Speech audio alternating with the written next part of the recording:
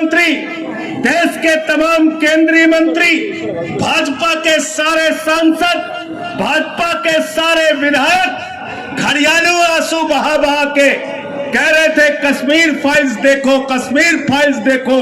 मैं पूछना चाहता हूं, आज कश्मीर के अंदर कश्मीर पंडितों की हत्याएं हो रही हैं, किस बिल के अंदर छुपे हुए हैं? देश के प्रधानमंत्री बताओ किस बिल में छुपे हुए हैं? अमित शाह बताओ कहां छुपे हुए हैं? बीजेपी के नेता, इनके सांसद और विधायक किस बिल के अंदर छुपे हुए हैं? सामने आओ और इस मुद्दे पे हमको जवाब दो।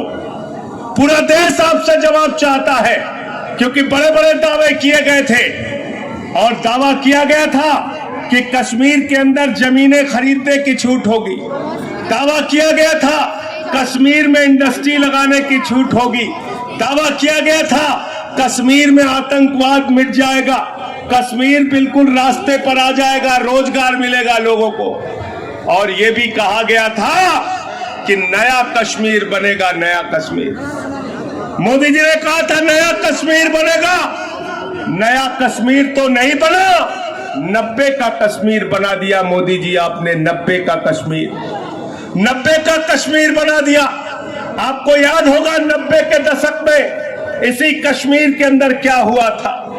कश्मीरी पंडितों की हत्याएं हुई थी, कश्मीरी पंडितों का नरसंहार हुआ था और वो सारे के सारे कश्मीरी पंडित रातों रात वहां से भगा दिए गए थे। वो अपना घर छोड़ के निकले थे, अपने बीवी बच्चों के साथ निकले थे, अपने बूढ़े माँ बाप के साथ निकले थे।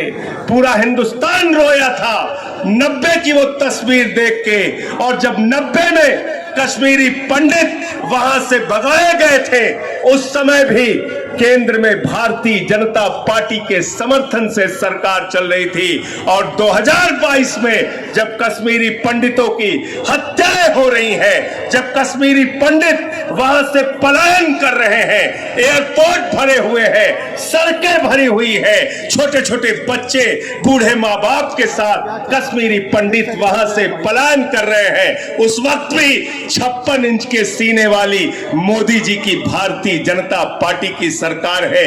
ये भारतीय जनता पार्टी की सरकार नहीं है, ये राष्ट्रीय शर्म की सरकार है, जिस सरकार के अंदर 2022 में और 1990 में दोनों समय के अंदर कश्मीरी पंडितों का नरसंहार हुआ और उनको भगाया गया। आज देश की सुरक्षा के साथ जिस प्रकार से खिलवाड़ हो रहा है, देश भर में जिस तरह से नफरत का बीज बोया जा रहा है, जनता के बुनियादी मुद्दों से इनको कोई मतलब नहीं।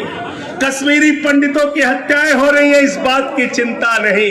कश्मीरी पंडितों को सुरक्षा कैसे दी जाएगी, इस बात की चिंता नहीं। आज मोदी जी को और उनकी सरकार को चिंता है कि सत्येंद्र जैन को कैसे गिरफ्तार किया जाएगा, मनीष सिसोदिया पे कैसे कार्रवाई की जाएगी, आम आदमी पार्टी के नेताओं को कैसे जेल में डाला जाएगा।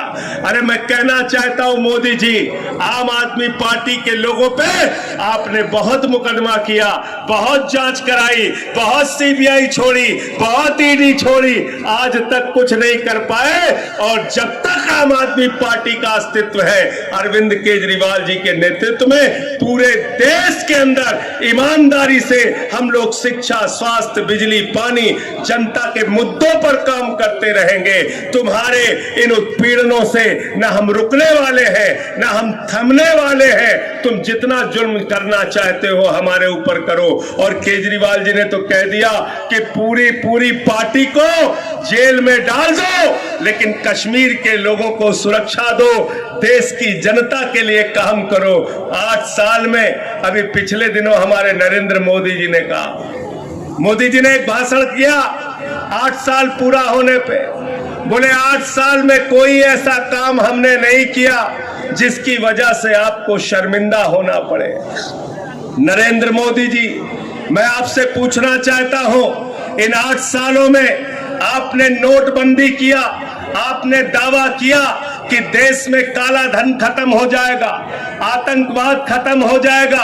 अगर नोटबंदी से काला धन और आतंकवाद खत्म हो रहा था तो मुझे जरा बताओ कि आज आतंकवादी कश्मीरी पंडितों को कैसे मार रहे हैं। अगर काला धन खत्म हो रहा था तो बताओ कैसे 10,000 करोड़ रुपए लूट के विजय माल्या हिंदुस्तान छोड़ के भाग जाता है।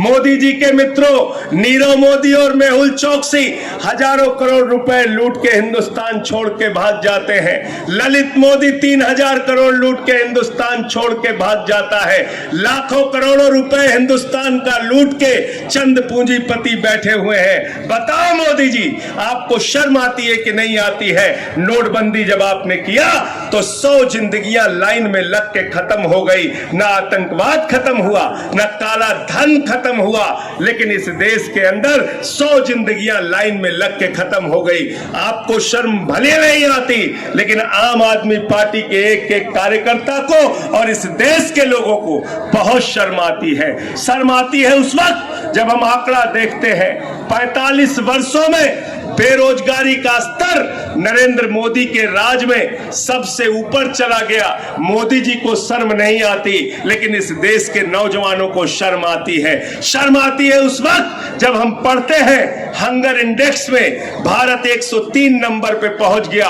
बांग्लादेश से भी नीचे चला गया। उस वक्त इस देश के लोगों को शर्म आती है। मोदी जी को शर्म नहीं आती, भारतीय जनता पार्टी के लोगों को शर्म नहीं आती। शर्म आती है उस वक्त जब हमारे किसान, हमारे देश के अन्नदाता 1 साल तक सड़कों पर बैठे रहते हैं। 3 काला कानून वापस कराने के लिए सड़कों पर बैठे रहते हैं। वो बार बार कहते हैं ये काला कानून वापस ले लो।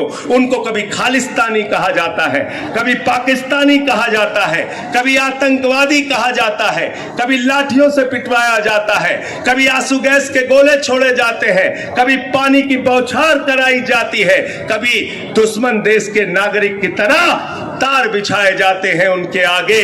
लेकिन 1 साल तक वो अन्नदाता सड़कों पर आंदोलन जब करता है, 750 किसान जब अब शहीद हो जाते हैं, उस वक्त इस देश के किसानों को शर्मिंदा होना पड़ता है। लेकिन मोदी जी को शर्म नहीं आती, मोदी जी को शर्म नहीं आती। महंगाई जब आसमान पर पहुंच जाती है, जब आसमान पर महंगाई पहुंच जाती है, पेट्रोल और डीजल का दाम 100 रुपए से ज्यादा हो जाता है, गैस सिलेंडर 1000 के पार हो जाता है, इस देश के लोगों की महंगाई से कमर टूट जाती है।